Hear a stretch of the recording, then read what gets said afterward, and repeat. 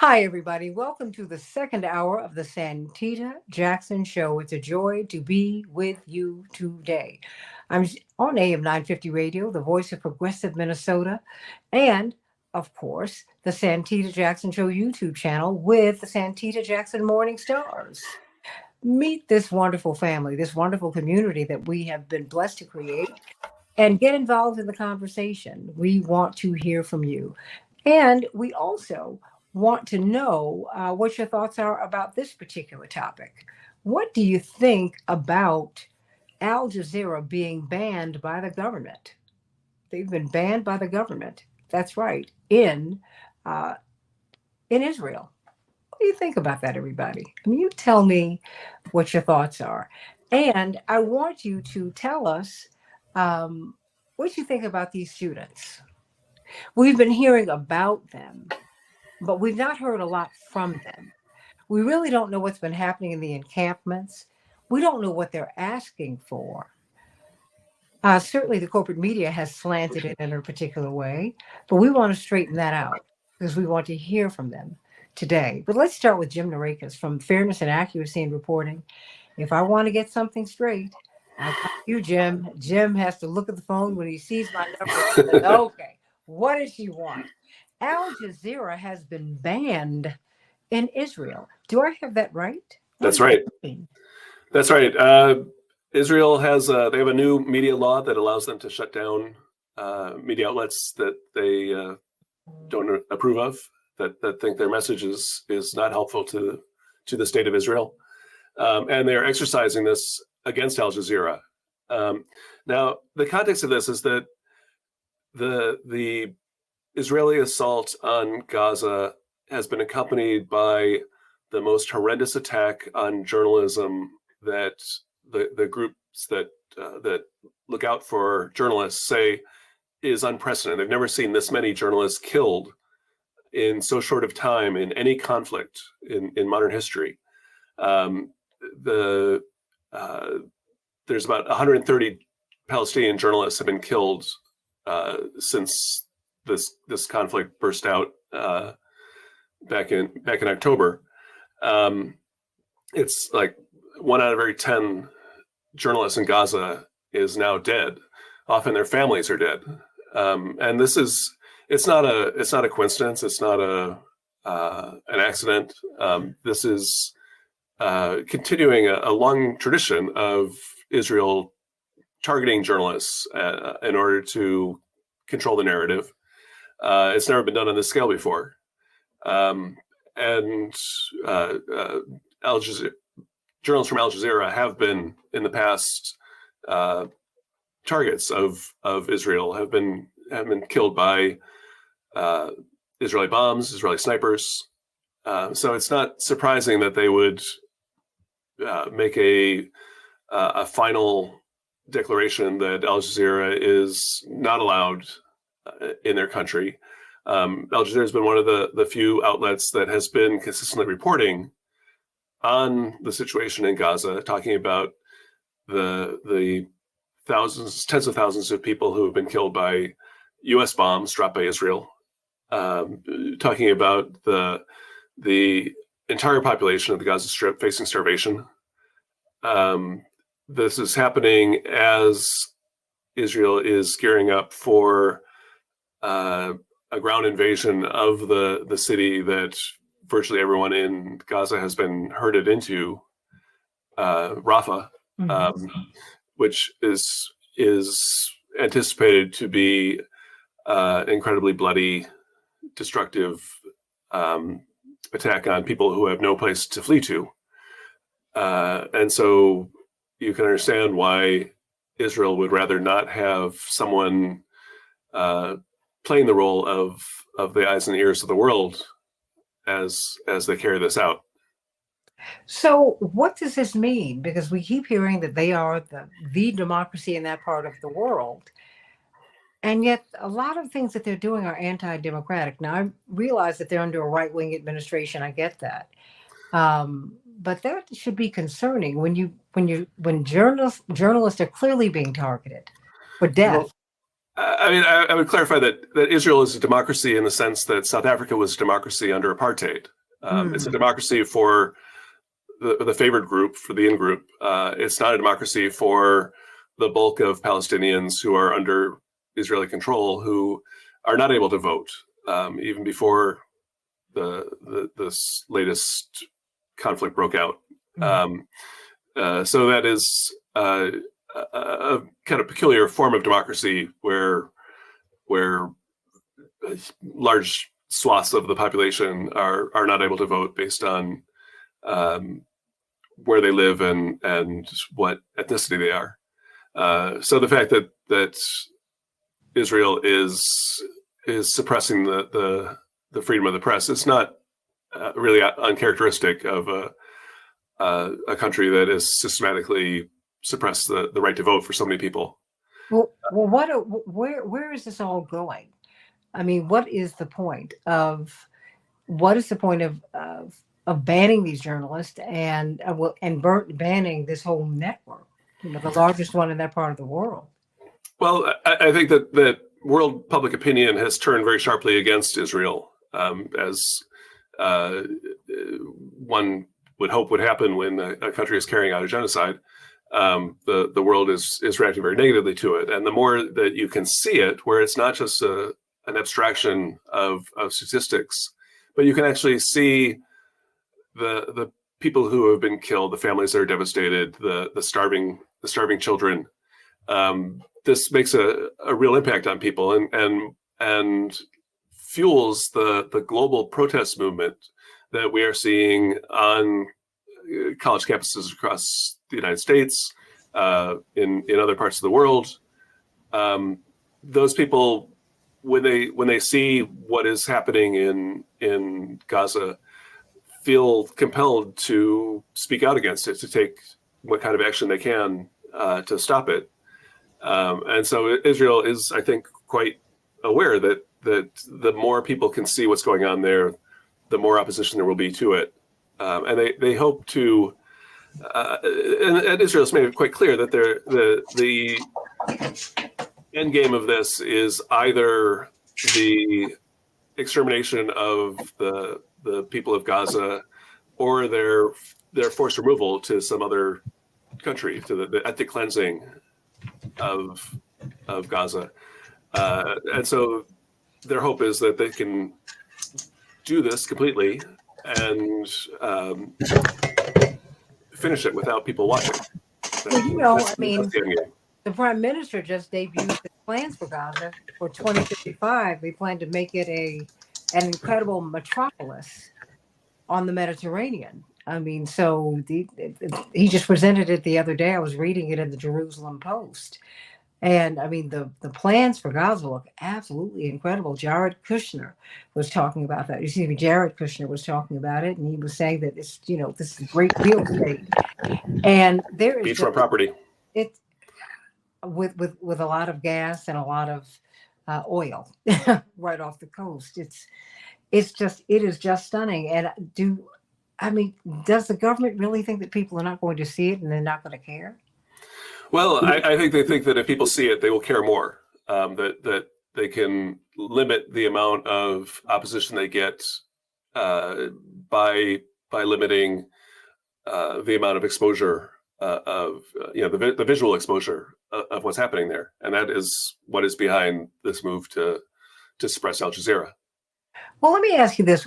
What do you think that we as Americans should do, or as freedom-loving people all around the world? What is there anything that we should say? Should we express disappointment? Should we disapproval? I mean, is there anything we should be doing? Well, I think that people are doing what they should be doing, which is protesting. The more protests there is, the Biden administration has been a very enthusiastic supporter of the Israeli attack on Gaza, to the extent that they have expressed qualms or reservations about how many children the Israeli government is killing.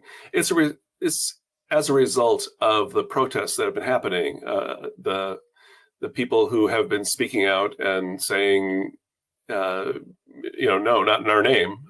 We are not going to be, bankrolling genocide. It's something that should not be happening in the modern era. And I think that if that campaign can keep going, can continue to raise the stakes, I think that the U.S. government has a lot of leverage over Israel because it is the major source of the weapons that it's using on a day-to-day basis. It does not have a large stockpile of these bombs that it could keep using without further resupply from the United States. So I think if the United States, if the U.S. government could be pressured into exercising that leverage, I think we would see a real difference. Well, I mean, if you are a dear friend, and they are our dear friends, even when you're disappointed and your dear friends or have a severe disagreement, you try to save them from themselves. And the things that they're doing are causing what, if they're not careful, will cause irreparable harm, because they're shredding goodwill all around the world. And it's stunning to watch. It's so much easier to tear something apart than it is to build it up. Yeah. And Jonah Karsh and Molly Hartenstein and Bryce Green and Trinice Robertson. I hope that's a lesson that our young people will learn, that you can tear something, you can break something down just like that. That would have taken you lifetimes to build. And I think that's why we all push so hard. Look at these beautiful young ladies and handsome Jonah. There we go. But I mean, when you see that, I know handsome Bryce, we cannot see, but we love you. It is. I can vouch. She is handsome. There you go. I mean, but I think when we bring this up, because I think this is a lesson for all of us to learn. If you have power, my father said, be careful to not use it, because if you use it, you could abuse it, and when you abuse it, you lose it. You got to be and when you have power. Another thing I've learned from him is that you need to handle it very gently and with love always. Always. Always with love, even when people persecute you. If God trusted you enough to give you the power, handle it in a godly way. And that it's a painful moment, but I think it's a teachable moment for all of us. And that to me is the upside. It is the upside. I think we can learn a whole lot in this moment. We're going to get Bryce back in a minute, but you know what? If you can stick around with us for a hot second, Jim, because I know that you have a lot going on, and Trinice is going to be in and out, as she was saying, because she is in Tallahassee. She's a student at FAMU, and they're having a big storm right now, so she's cutting in and out. But I'm really excited to have our young people with us today, Jim, because we've spent a fair amount of time talking about them, but we're not hearing from them. We're not talking to them and letting them just talk back to us and share what's on their minds. Because boy, you all have set the country and the world on fire. Yeah, you have, and I'm glad about it. I mean, you've done that. You've got the whole world is watching. That's what they used to say when Jim and I were kids. The whole world is talking. This you all don't. I know, it's bless your hearts. You all don't know anything about that. But when you look at the old footage, that rings in our ears from our childhoods. Yeah. People were talking about the Vietnam War and other subsequent wars that we just can't seem to get out of. Trinice, we got you back, my sweet. So Bryce, I first met you through Fairness and Accuracy in Reporting. As we pivot to you and we remind people that he's a graduate student at Indiana University, and he has been banned from the campus for 5 years because of his political activity. Jonah Karsh is from If Not Now. Brilliant young political mind. Molly Hartenstein, brilliant young mind, If Not Now, and another brilliant young mind from the Youth Action Fund and FAMU. HBCUs in the house. I get very excited about my HBCUs, but I get excited about all my college students because we've been there. We've been there. And Jim, What Yeah. do you think before I pivot to you, Bryce, and to everybody on the panel? What are the misperceptions? Um, wh- oh, wait a minute! You said Jonah, you're both Jews from Evanston. Bless your heart. I'm not mad at you. I'm a black girl from the South Side. Well, let's just say Chicagoland area. We're homies. Bless your, oh my gosh. Bless your heart. What are the misperceptions? Do you think, well, let me just put it right here. Do you think our young people are being smeared? Because when I've had them on, people are always shocked by the depth of their analysis and the breadth and depth of their asks at this time. Yeah, I think they are being smeared. I think that the I think it's a very difficult challenge that the young people are posing to the U.S. government. I think it's the government. The policy of our government is very hard to defend. When you see tens of thousands of people being killed, when you see a population being deliberately starved, it's very hard to come up with some rationale for why that makes sense. And so it's easier, rather than to talk about what the protesters are protesting against. It's better to talk about the protesters and to create a narrative where the protesters are hateful, are violent, are disruptive, are destroying the educational process, are just generally bad folks who are we need to be protected from.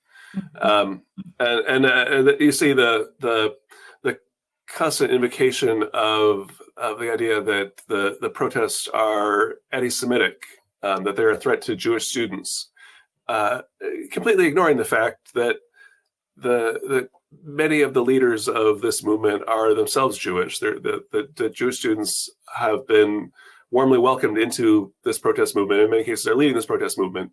When you say that Jewish students feel frightened, clearly you're talking about a political position held by some Jewish students at universities, and I don't see evidence that there's actual reason for them to feel threatened. Mm-hmm. But to the extent that people feel that these protests are criticizing them, it's criticizing them because of their political support for a genocidal government, which is very, very different than criticizing someone based on their religion or their ethnicity. Mm-hmm. And so you have this redefinition that I think is quite unfair and quite deceptive, and a suggestion that that these groups are violent when overwhelmingly, when you read accounts of the encampments, they're overwhelmingly peaceful, and the violence that is occurring is happening to some extent from pro-Israel people. I don't want to call them counter demonstrators because they're not demonstrating; they're committing violence. But the overwhelming, the biggest source of violence is the police that are brought onto campus by campus administrators. They are the main source of violence in this situation. They are the main source of disruption. They are the people interfering with education. They are taking people who are engaging in free speech tradition that has been critical in many crises in American history, where people have spoken out, and eventually people have acknowledged that the people speaking out have justice on their side and should be listened to.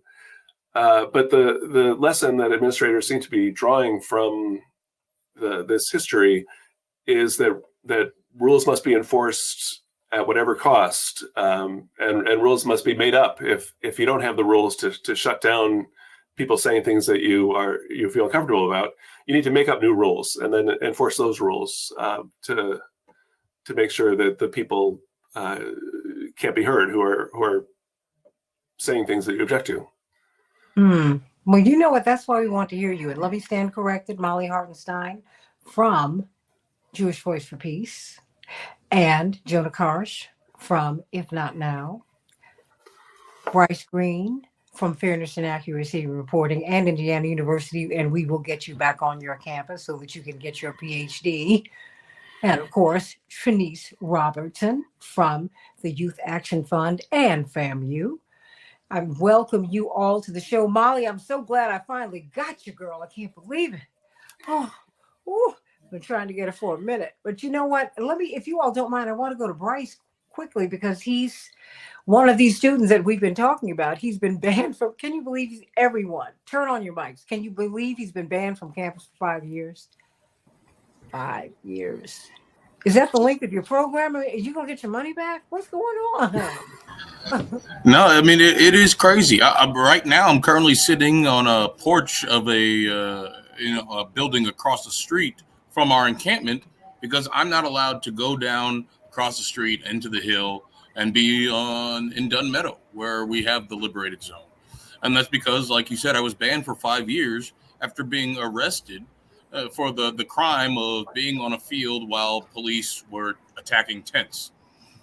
And I just have to stress the incongruity between what students are fighting for and the response of the administrations and the police. Students are calling for simple things. They are tired of their institutions and their country being complicit and partners in genocide. They don't like that. That's a normal human thing. You would think that administrators would be proud of their students for having the consciousness and the will to go out and change the world to the best of their ability. But instead, the university decided to first call the police, and the university police. The university police escalated. They called the state troopers, and the state troopers came in with armored vehicles. They had assault weapons, shotguns, AR-15s. They had choppers circling the sky. They had, and they even had a sniper on the roof overlooking all of these students. I made this comment like we were one sneeze away from a tragedy. And this is what the university did against students protesting genocide.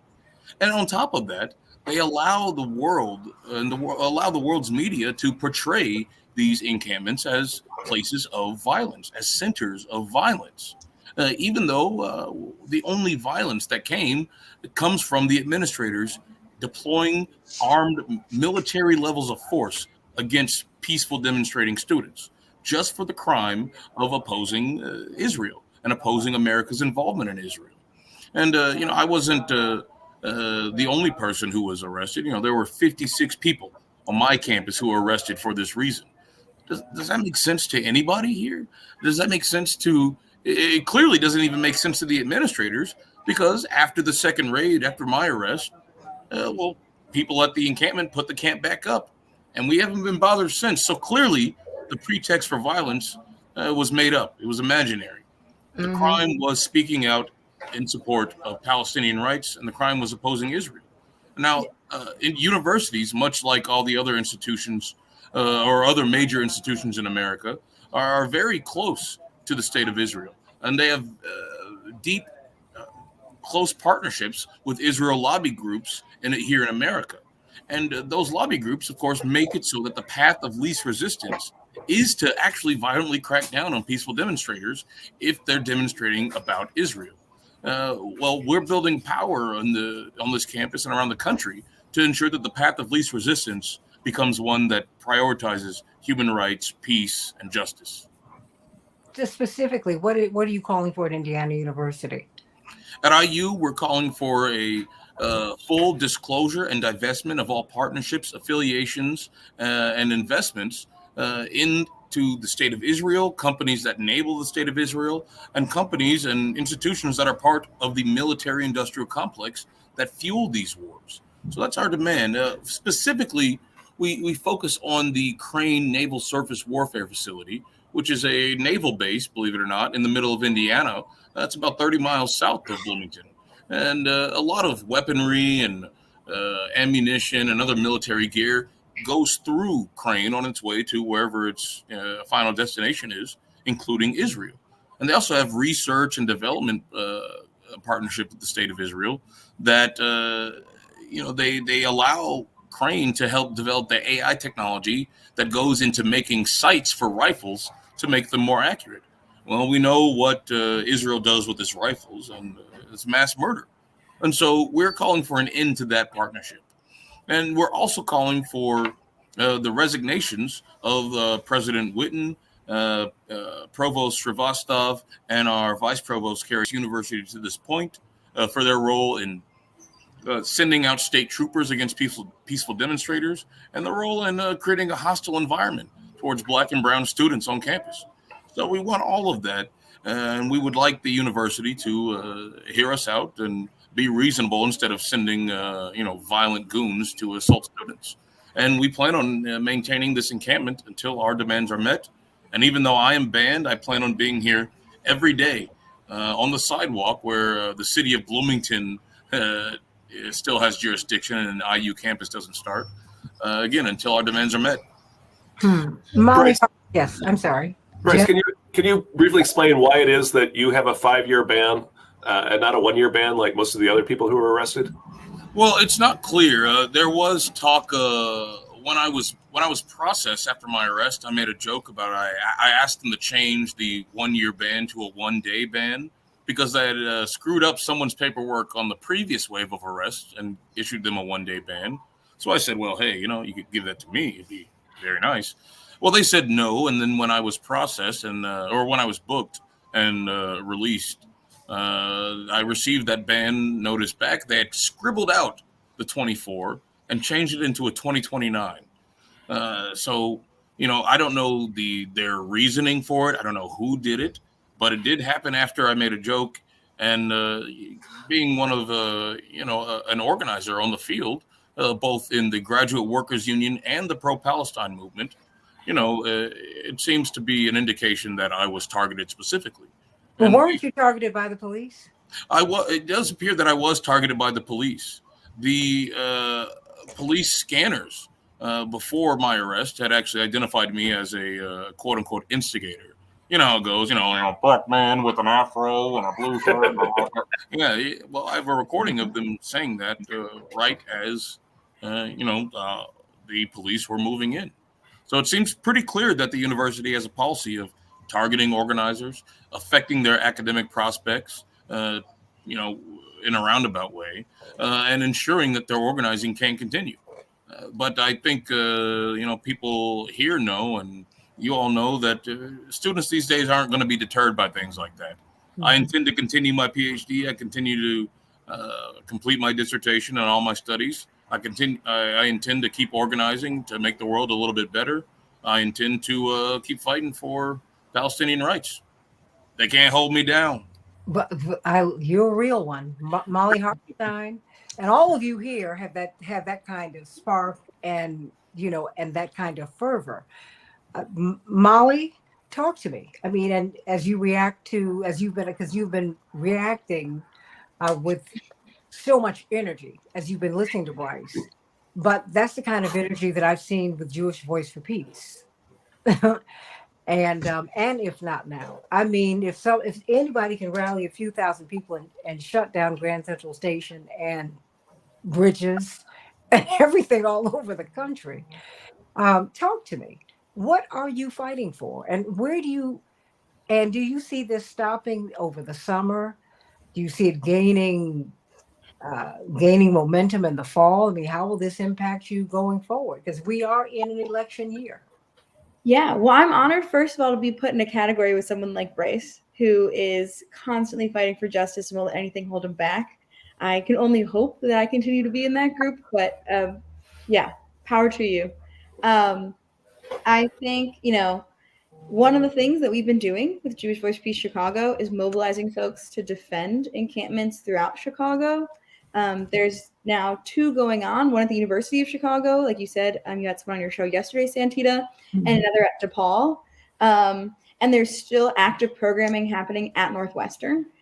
They still have a liberated zone where constant skill sharing and education is ongoing. And so one of our goals is to defend the encampment still exists, especially against The real outside agitators, right? Zionist counter protesters who show up to incite violence and inflict harm on people unnecessarily and just because they want to, and also to continue to get our members to understand what student power is and the real power that comes from students. I am no longer a student. I graduated undergrad last year, and I will not be returning to grad school anytime soon because it was rough. But I have so much respect for these students, including Trinice and Bryce, who are putting their, not just their bodies on the line, but their futures and their careers. And I think that people are doing so goes to show how committed we are to not just fighting to end violence and war in Palestine, but throughout the world, right? To fight imperialism, capitalism, and racial and systemic violence in all its forms. I think if you go to these encampments and you see what people are doing, they're having active teach-ins, not just about Palestinian liberation, although they are, but about connections between Black liberation and Palestinian liberation, connections between Latinx liberation and Palestinian liberation, connections about teachings about abolition and prisoners' rights and political prisoners, and skill shares, how to de-escalate conversations, right? They are teaching people on the ground how to do the skills they need to continue to keep themselves safe, which is the type of community that I want to live in, and I try to enact around me wherever I go. But I think it says a lot. The young people are not just, in these places demanding certain things, but creating the kind of environment that allows the demands to be met. We're not screaming at, blank walls and screaming at the void. We're creating the conditions under which real positive change can happen, and not just through the organizers themselves, but through public education and community building, through sharing food, through sharing housing, through sharing resources. That's what these encampments mean to me, above and beyond the fight against genocide and Palestinian liberation, which is obviously central, but that can only be accomplished, right, when we have a world in which violence is not institutionalized into every single system and every single feature of the communities and the places that we live in. I don't see this ending. I don't. I'm a student organizer. I found student organizing to be extremely hard, right, when I was an undergrad. I am not only amazed by what is happening right now, but I think like the dam has burst. I think people know what their power looks like. They're seeing the change it can make, and they're not willing to stand down anytime soon. It's not only an election year, but because it's an election year, we have both the RNC and the DNC coming up in the Midwest. Shout out Midwest. I think, all of the comparisons to 1968 and the takeover of Colombia in 68 and Vietnam War protests also lend themselves very well to what is going to happen in August. I think, this idea that Biden can't sustain a summer of protest, or that would negatively affect his election. As a member of a 501c3, I can't comment on how people should vote or what that would look like, but I don't think it'll end anytime soon. And I am really proud to say that I will contribute to the movement going forward, right? I don't think it's a great look for Joe Biden that people are, that the nation has erupted into protest during his time, and he's made one public statement, which is, don't hurt anybody, though, as if that's happening in the status quo. I think he could do a lot more to, instead of try and walk a fine line and appeal to both young people, which is an important constituency of his, and moderate voters or centrist voters. Instead of trying to walk that line, he could bridge the divide, right? I think a lot of moderate and centrist voters do care about human rights and are against genocide. As Bryce said, and everybody has said, that's not an unpopular opinion. And as the leader of the party in power, right, in the House and in the White House, that would be a great opinion to take. That would do a lot more good for a lot more people in America and across the world than trying to thread this needle of protesting is good, but only when I say it's okay, and everybody should just be nice to each other, and trying to spin the protesters as the enemy, as opposed to a genocidal apartheid state like Israel. Yes, that was my kind of long-winded answer to all of your questions. But it's not long-winded because we're not hearing you. Your voice is not being heard on these corporate media platforms. What we're hearing are, and we should hear from, Jewish young people who have trepidation and fear. You should. But I need you to talk to Palestinian American students who've had that same trepidation and fear for a long time. I want you to talk to Black students who have that, who had it for 400 plus years here. I mean, while you are talking about, I mean, anti-Semitism in America, anti-Black racism is real. Yeah. I And, also but think intersectionality is very interesting to, I think, to the listening audience and to the viewing audience, that you all are being quite intersectional in this struggle. I mean, it's not, you're not just focusing on one thing. I mean, and that what's happening in Gaza and the West Bank is awful enough, but you are connecting it to a system well, that because humanizes and kills.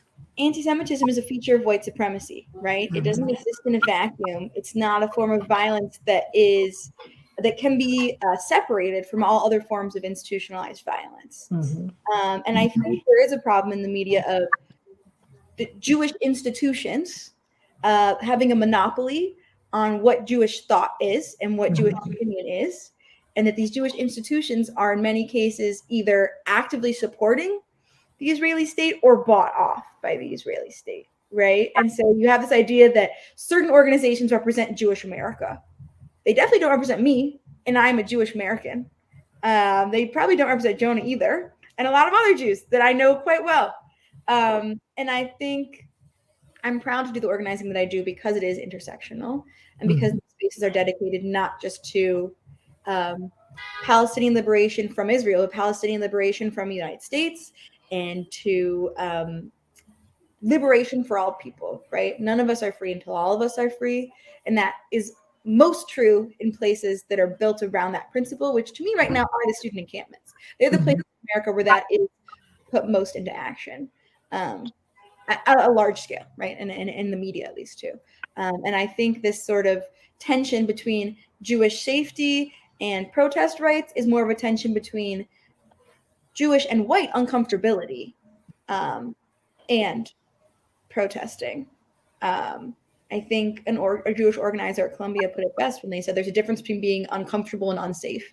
It can be uncomfortable to hear people challenge something you believed for your whole life, whether or not that was a belief that you came to or someone told you. There's a difference between that and being unsafe.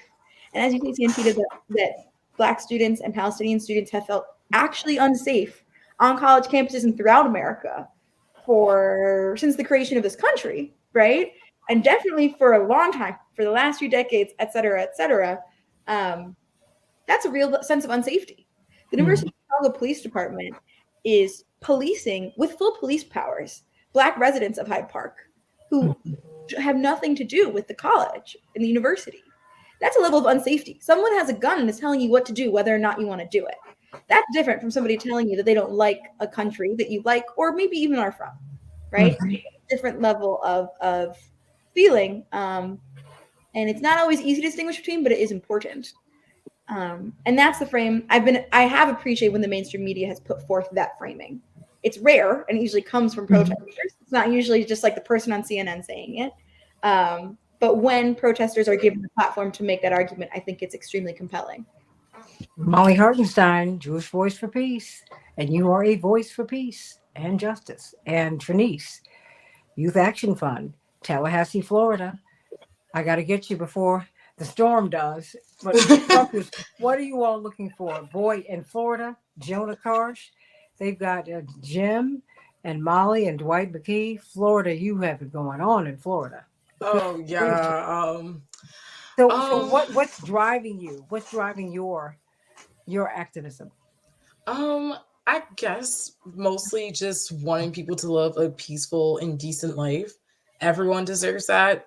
I can't believe saying that is a political statement. And to hop on what Molly said about like Black and Palestinian students not really feeling safe.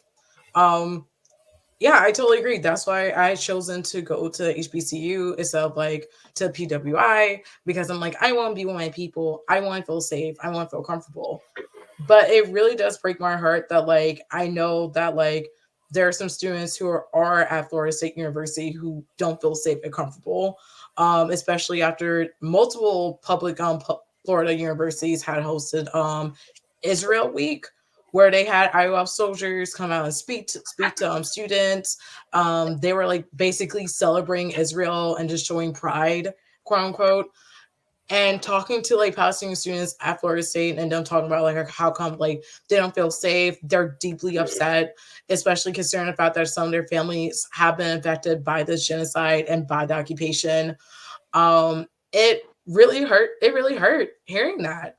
So like I know like the encampment isn't technically at FAMU and it pretty much been mostly at Florida State. I still feel a little obligated to be there in solidarity with another group of people who knows what it's like to be alienated from one's university because of your identity. Um, but that's pretty much like how I initially got involved with the encampments and stuff. I am not a big fan of the way that people keep portraying the encampments as like these violent things.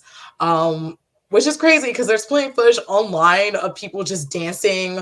There's people like cooking food for each other. There's people doing story times. There's people singing.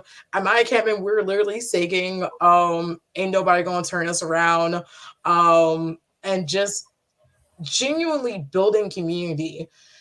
And it's frustrating to have the idea of building community demonized. Like we're already like which I feel like the system already does. Prime example being like a Food Not Bomb chapter down in Texas keeps getting like citations for like feeding people in public. For some reason, American culture refused to let us be truly communal as we can be.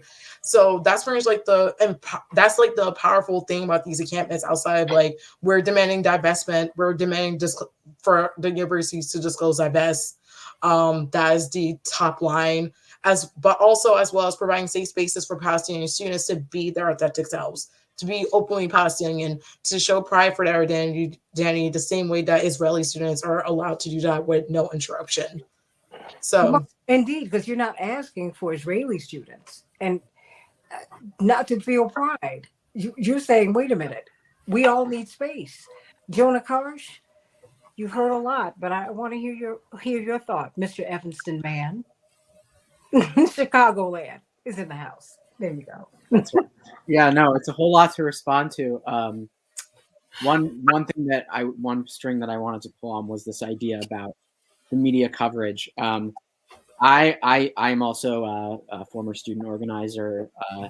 Got my start organizing for Palestinian rights in the Jewish community in the state of Florida at the University of Miami, where I was studying music, and really noticed how fascist a turn the state took just in the 4 years that I was down there, and really, all my solidarity to people like you, Trinice, that are in the thick of the belly of the beast on the front lines fighting against, truly repressive force. But at the same time, I'm no longer a student. Had a chance to visit the Northwestern encampment and enjoyed it, but most of my exposure to the encampments has been online and in the media. And I had this really interesting experience of, I don't recommend doing this, but because I was so really afraid about what was going to happen on these campuses, I stayed up till the wee hours of the night, kind of watching some of these, what was going on at Columbia one night, and then at UCLA, first with the mob that attacked the encampment, and then when it was cleared by these police with rubber bullets, student shot in the face with rubber bullet, things like that. And I had one screen that was CNN, and on my laptop and my phone, I was looking at social media and live streamers that were on the ground, and the difference was so stark. So, for example, at Columbia, I'm looking at my phone, a video of police throwing a student down the stairs who was then left unconscious and denied medical care Wow. clear the occupation of Hamilton Hall. And literally at the same time as I'm seeing this video, I'm watching CNN interview a former NYPD detective talking about how professional the department is.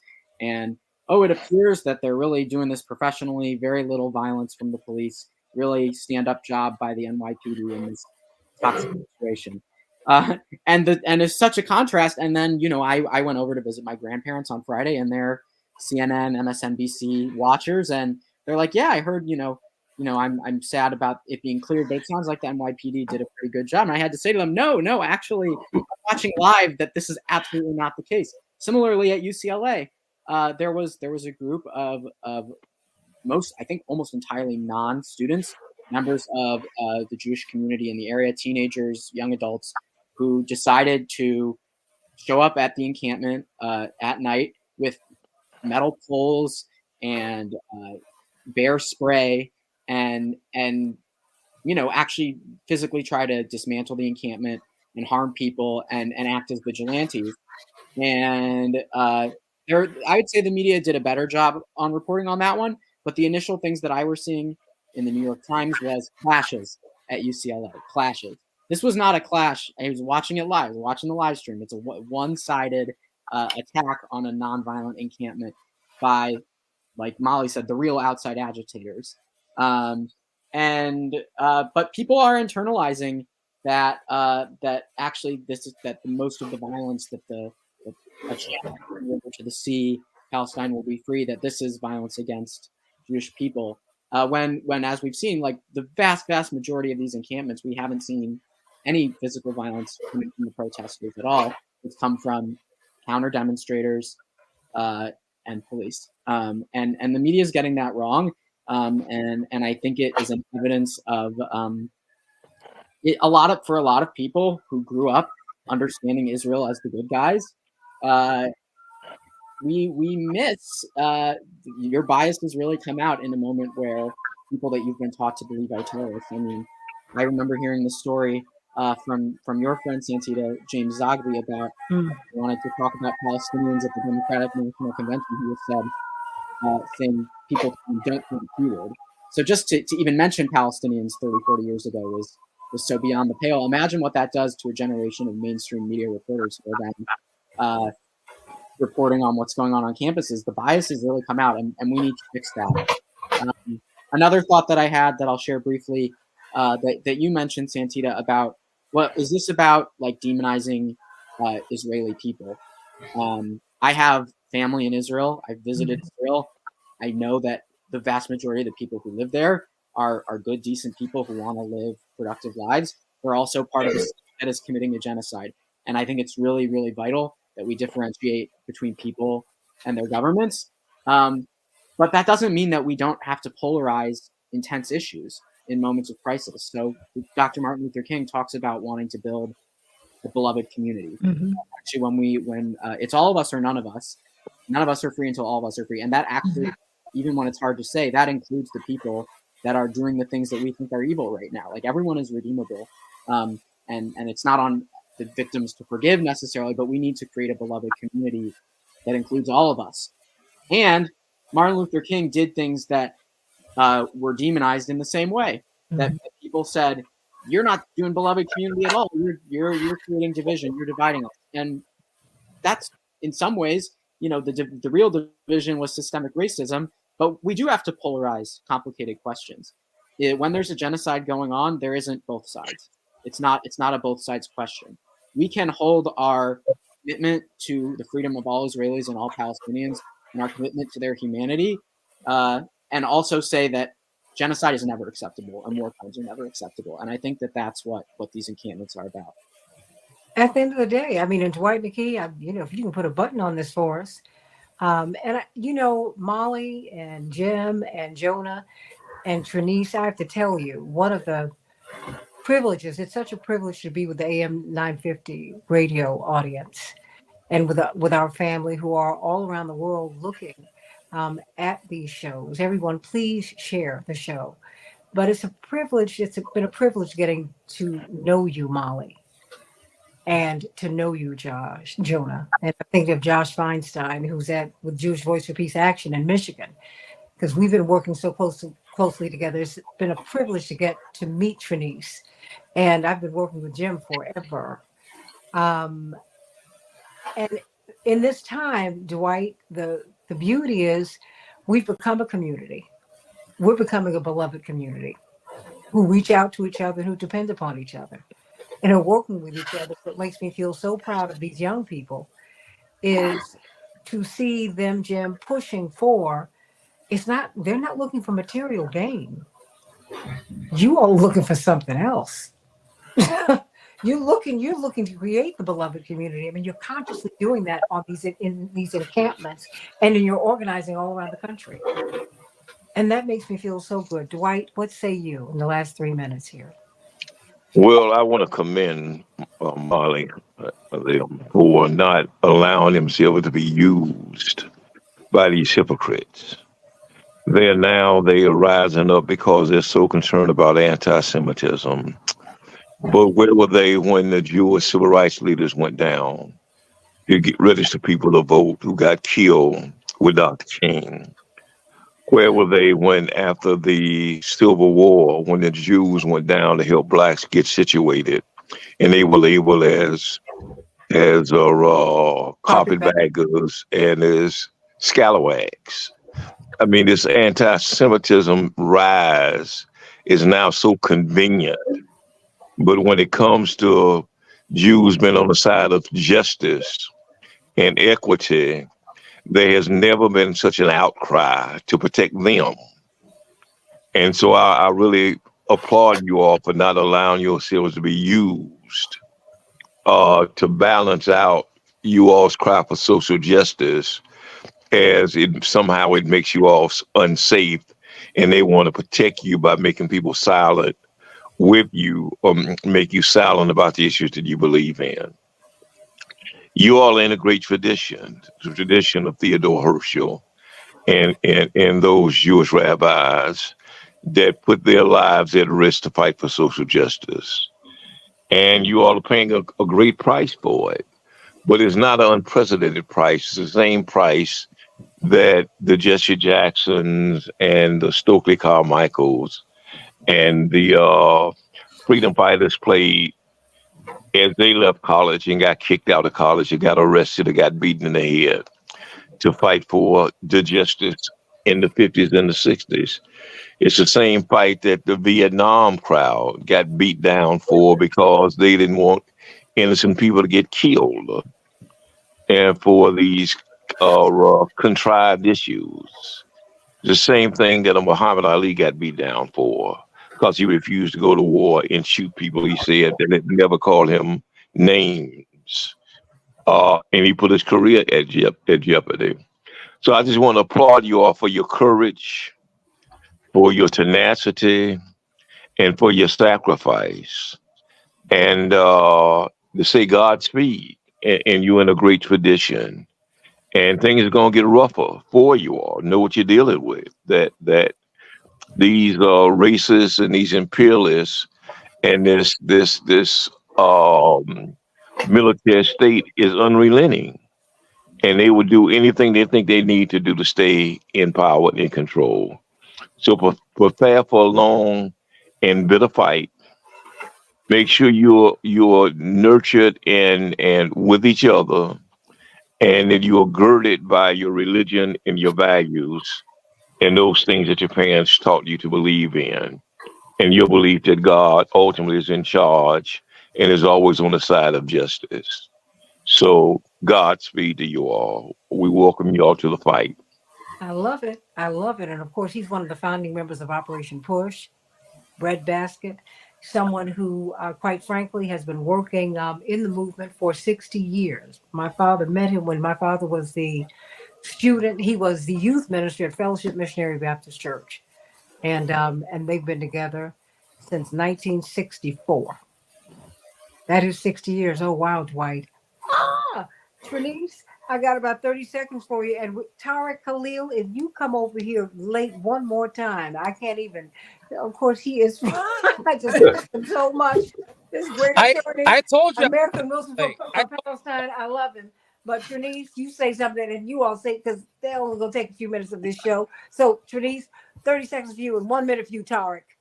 I wanted to say, which I think this quote kind of close out everything that we're saying. It's a quote by Ashia Shakur. Yes. Normally in Tallahassee, we say it to end all of our rallies. Well, no, you hold it. You I'm gonna hold it. after, I'm gonna hold say it. after Tariq says his piece, and then you close us out. How about that, Molly and everybody? Y'all got it? I know I'm calling out the ladies first, but we gotta. Oh, dirty. Tariq, 1 minute for you. I'm tight on time. Okay.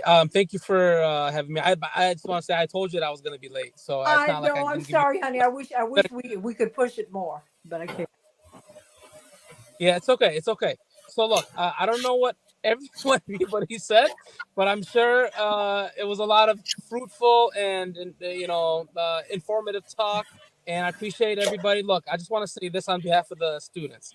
What we're seeing now, what we're witnessing, is a paradigm shift, and this paradigm shift is led by this new generation. I've always said that now we are in the business of uplifting students, but I'm seeing the exact opposite happening right now. The students are uplifting us, uplifting the adults, uplifting those that have been doing this for decades and that have been involved for decades.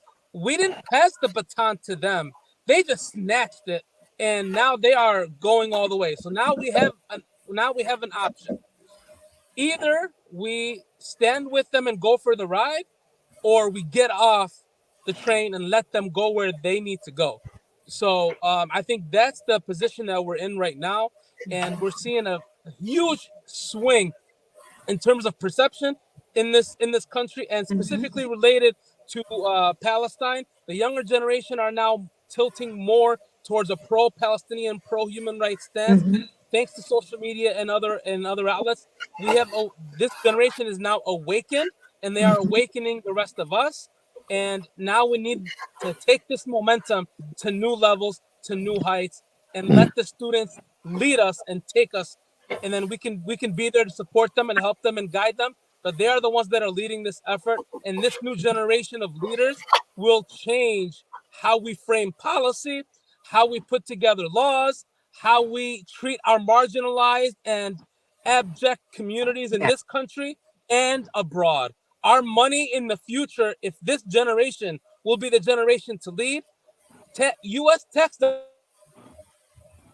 dollars will be used responsibly and humanely. Absolutely. I foresee that, and I'm glad that I'm living during this time.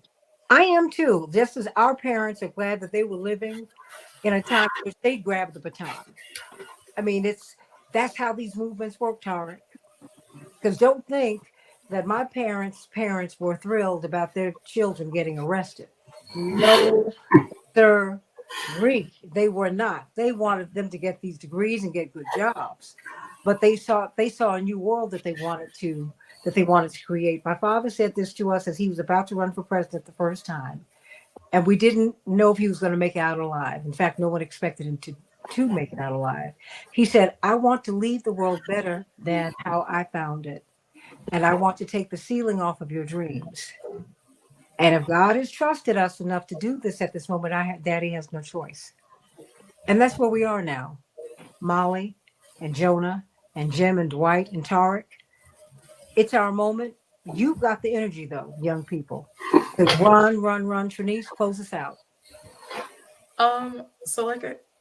So one, before I say this quote, I just want to emphasize we are doing this work because we care about our communities, we care about the people. It's not about ideologies, it's not about culture wars, it is about our community and it's about the betterment for humanity. So the quote goes, "It is our duty to fight for our freedom, it is our duty to win. We must love each other and support each other. We have nothing to lose by our chains." By Shir Shakur from her autobiography. Tupac's mama. I love it. Molly Hartenstein, my dear daughter, because that's what you have to be, because you are young enough to be that. Jewish Voice for Peace, I'm sending you so much love. Jim Narakis, my brother. That's right. Fairness and Accuracy in Reporting. Jonah Karsh, another one of my sons, if not now Chicago. I just love that baby. And Tarek Khalil, well, you be like my nephew. And then Trinice, another one of my babies from FAMU. And I'm so excited and proud of you. And Dwight McKee, someone who's our senior in the struggle, our elder. I want you all to know how proud we are of you. And I'm so you have inspired all of us today. All of you. You have. We're so proud of you. And I hope you will consider the Santita Jackson Show to be your home. You already know it's your home. As long as I'm with the family, I'm good. Absolutely. Even when you come late to dinner. Okay. There's some more food in the back. As long as I'm in the family. Come on, you're in the family. That's how families do. We just do it. I love you, everybody. Sending you